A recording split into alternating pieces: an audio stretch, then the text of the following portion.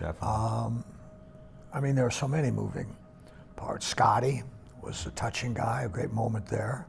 I was astounded to find the Billy Mills thing. I had no concept of that. It made the hair on the back of my neck stand up and gave me goosebumps. Let me tell you something. Yeah, baby, we're making love tonight. So, we're here. What's your most memorable part of the Ridge, editing the Ridge and going through things on the Ridge? Do you mean the filming, the thinking of it, the writing of it? Wherever you want to go. Memorable. Well, I would say that the most touching and memorable part of the whole experience for me was Tiny and Eileen. And some comments that Tiny made about look into a child's eyes. I thought that was profound. Get so much power from, if you want your answers, look into the eyes of a child. That child could be hurting. You could be hurting, but we're going to find your answers in the eyes of a child. Definitely. I mean, there are so many moving parts. Scotty was a touching guy, a great moment there. I was astounded to find the Billy Mills thing. I had no concept of that. It made the hair on the back of my neck stand up and gave me goosebumps. And I'm kind of a track fan. I didn't even know that guy was around. I was following Steve Prefontaine in those days, and I didn't even know that Billy Mills was out there. So that was cool. That was an amazing race. It was. Like, just and watching plus the that fact race. that that was like his main biggest event, and visualization and focus. That focus. I could see the tape stretched across the finish line. 30 yards to go, my thoughts became, over and over again, I won, I won, I won. Look at Mills! Look at Mills! Look at Mills! Coming on! Mills is coming on! It might be Bill Mills! What a tremendous surprise here! Bill Mills of the United States wins the 10,000 meters! Bill Mills of the United States, a tremendous upset! You focus for 4 years, dozens of times a day, visualizing, really reliving the moment the way you want it to be. And then you win. That one fleeting moment, you know you're the very best in the world. I mean, it was, and you know, the Olympics coming up, it's fun to watch, but There you go. seriously, yeah, it's really, really cool how that was just not only a part of that history, but such a big part of American history, right? It's like the first American to do that, first Native American to do that, and then before that, or now, who really dominates that 10,000? Well, the Kenyans, I think. I think the dominated Africans. now. I don't know if there's many people that have given them a run for their money. I'd Yeah. have to go back and look, but I think that they've kind of dominated it for a long, long time. That's an amazing And thing. such an exemplary man, and not just on the track, off the track, elegant guy. I mean, it's a great story, and I'm glad that we were blessed to be led to it. Most definitely. Now, really quick with Red Cloud. You've been supporting Red Cloud for a long time. I mean, a long time. You want to maybe tell a story a little bit of how you got into supporting Red Cloud and why? Yeah. You know, and why? Well, it goes. My affinity for the Native American people long predates my involvement with Red Cloud. I just had some amazing connection to them. I go back in the whole movie arena, watching everything from The Last of Mohicans to many other movies about Native Americans. And I always felt they got a terrible deal and still are getting a terrible deal. So my connection to them was fertile ground, if you will, for Father Tom Merkel when he approached me and said, would you help this place? And of course, Father Merkel and I go back to Creighton Prep. We met through Creighton Prep. I'm a grad from many, many decades ago, and Merkel was the president of Creighton Prep when I started to do some scholarships there, and we got to be very close friends. And one day he said to me, you really need to know about Red Cloud, and I knew nothing of Red Cloud. So I met with the people, the fundraising folks from Red Cloud, and gave them some money, and the next year they came around, I gave them some more money, and that went on for a while. And then I got to thinking, kind of wondering what they're doing with all this money, and Not that I had any doubts about that, but I was kind of wanted to see the fruits of our effort. So it was real simple when we were thinking about another movie. I thought, if nothing else, I'll send up this team and we'll film what they're doing and Sure. have some idea what's going on with all the dough. Yeah. And of course, I came to the conclusion very quickly that it was money very well spent. Probably very few things that I had been involved in from a philanthropic standpoint that was better, more needed, more gratifying than what I've done up there. And then, of course, your finding of what was going on the rest of the reservation outside of Red Cloud took it even to another level, because Red Cloud's a beautiful place that can do amazing things on a very big budget. It's a big operation. Yes. But to see what they do with little or no funds, like Tiny and Eileen and Yeah.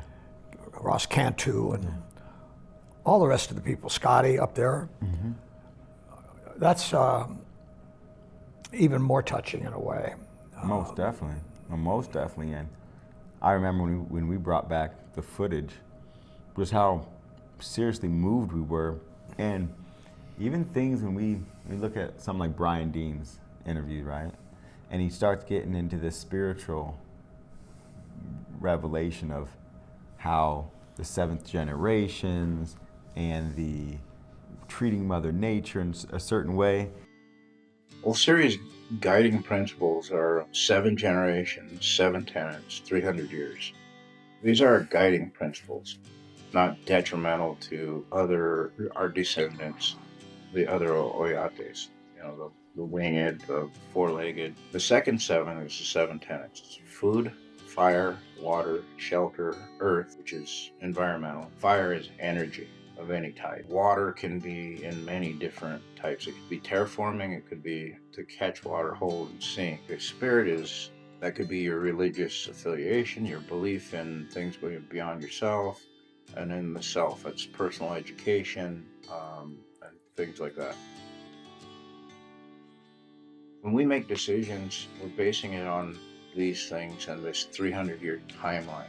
So we're not making financial decisions that are long-term damaging to all things and everything else that's related. This is based in historical ways that the tribe operate. And I just always really liked your connection to that and how you really just loved those parts of the stories. And I think what does that go back to, that affinity for like the Native American cultures, that connection that you have with wanting to be right to the earth and these things. You asked me a moment ago what was the most moving thing, and I just had another thought. I think probably the most enduring change that it had on me was to get the opportunity to take a really deep dive into the philosophy, the cosmology of the Native American people, the Lakota in particular. I mean, I always knew that they had some wisdom that we were unable or unwilling to tap into. But when we really dug into it and we started looking up some of the sayings of all of them, Dennis Banks and Russell Means and all of them, all those great warriors, philosophers, chiefs, I realized how distant we are, we being the traditional non-Native American people, are from their philosophy, and how we're all about more, and about own, and mine, and they're not about that. They have a much more communal view of the world, which, not that I have aspirations that capitalism will change in my lifetime, but there are certainly some things that they could take a hard lesson from the Native Americans. Sure, definitely. I love that. I found the same thought and feeling of just the way that, for example, when somebody's just walking on the highway in Pine Ridge, eventually someone will pick them up and take them to their location, to their destination. And that's kind of that thing where that communal, right? Like, we're not just gonna let somebody walk, we're not gonna let somebody else suffer or whatever it be. Yeah, that was a beautiful, beautiful part of the culture. And then You know, we did have to explore some of the travesty, some of the catastrophe. For example, the Wounded Knee, catastrophe that happened, and we were at the site. And I think it was important that we put those mentions into the movie because it gives context to the clarity of what the people have overcame and had to fight against, because that's tough. Well, I dare say the Native Americans have more resilience than the standard American person or people or culture. The resilience, faith, I think it comes down to faith above everything. Yes. I mean, that resilience, in my opinion, is based upon some internal faith in the rightness and wrongness of divinity, that it will work itself out eventually, somehow. Yeah. And there's a sense of humor amidst it all. To keep a sense of humor while you're being put through what they've gone through is admirable, to say the least. 100%. When you bring that up, it's something that goes through my mind is when Eileen, they had just had this conversation about suicide, and this tough conversation. And Eileen said, yeah, it's tough. And then she just kind of shakes it off and just kind of chuckles and laughs, and then gets into a joke. We've put people in our cars that were bleeding, and we have to wrap them up with our shirts and take them off and get them to the hospital. And I mean, we've done that. But yeah. It's hard.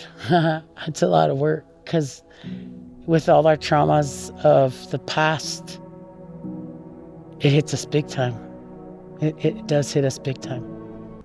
And it's this way that I've seen the Lakota people be really, I think, almost defiant with the way that they have their humor, and they keep joking no matter what. Like, you're not gonna take that last bit of dignity from me, even all these bad things going around, I'm still going to joke and laugh and have fun in some type of way.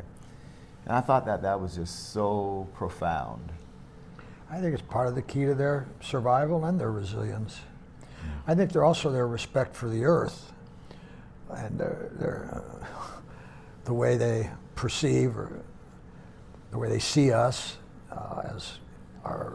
with our illusions of ownership and dominance and raping and pillaging, not just their teepees, but the planet. Sure. So I think there's just so much admirable about them that that would probably kind of say what I got on my mind. Well, the making of the movie, I mean, it took, over 3 years. Was there a point where you're like, this is never going to get done? Like, what's going on? No, I don't think I felt that. I don't think I ever felt that. I knew we could cut it at any time. So it wasn't like I had and there wasn't anybody breathing over our shoulders, so we were our own masters in our ability to cut it and end it. And I did have some concerns, being the first feature documentary we've ever done, that we could make something that would hold the attention and would express my own feelings, and I'm sure yours too, about what we found up there. I mean, it's one thing to film it, it's another thing to package it and edit it and narrate it and put it into something that's a organized story. And I think, based upon the results that we've gotten, I'm ecstatic. I feel very grateful and blessed and surprised. I know you weren't quite as surprised as I, but I was surprised, greatly surprised that it's gotten the awards that it's gotten, as well as the final thing with Freestyle getting picked up and getting picked up by everything from Apple TV to Amazon to every other platform, the merit's out there. Yeah, most definitely. And what you said to me really stuck to me, of course, in the editing room, is you said, we want to really do something that's going to make the Lakota people proud. That's it. Yes, I thought at some multiple points in the process, okay, let's just say this thing is a big flop and nobody ever sees it. At the very least, we should make them feel good about themselves, because they should feel good about themselves. I felt good about them. Yes. I think a big watershed or fork in the road, if you will, was when you came back with the first dailies, and we started looking at those, and I realized that the direction we were heading initially was wrong. We were going to tell the same old sad, stupid, pathetic story that had been told a million times before. And how's that going to make them feel? It's going to make them feel worse. So in my mind, that decision was made immediately and easily, because I thought, we will not make that. We'll make something that, if nothing else, lauds and supports and inspires their feelings about themselves, that's the least we can do. Yeah. And it seems like we might have done a little better than that. And that's okay with me. 100%. 100%. So far, it's been getting very good reviews from the reservation, which fills my heart. Yeah. Have you had anybody say anything negative? No, not from reviews on the anybody's film or come anything back. like that. No. Well, that's an achievement. No, 100%. But now that where it is, and I think going forward, it's given me the inspiration, the impetus, the drive, the energy to want to do some other things. Now that we've proven we can do a documentary, let's do a feature. What's next? Shroud of Turin. You just told him. Simultaneously, we hope to do the Shroud of Turin, Bird, and Inner Earth.